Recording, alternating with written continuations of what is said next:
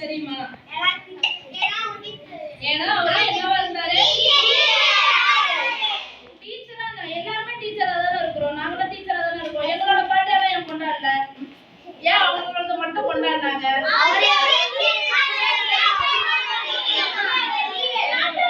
அவங்களுக்கு அவர் டீச்சரா இருந்தாலும் நிறைய ஸ்கூல்ல பல்கலைக்கழகத்துல என்ன செஞ்சாரு? ஒர்க் பண்ணாலும் அவர் என்னவா ஆனாரு?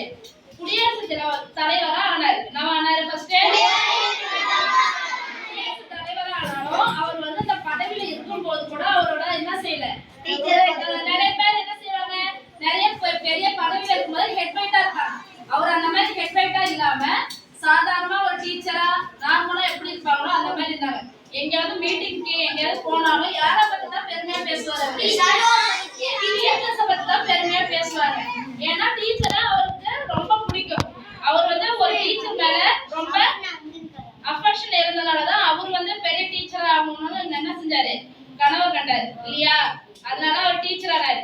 இந்த டீச்சரை வச்சு ஒரு சின்னதா ஒரு ஸ்டோரி மாதிரி நான் சொல்றேன். என்னதுன்னா, ஒரு ஸ்கூல்ல இருக்கு. ஒரு ஸ்கூல்ல இந்த மாதிரி பிள்ளைங்க எல்லாம் இருக்கீங்க இல்லையா? பிள்ளைங்க எல்லாம் இருக்கும்போது டீச்சர் வந்து என்ன செஞ்சாங்க? அவங்கள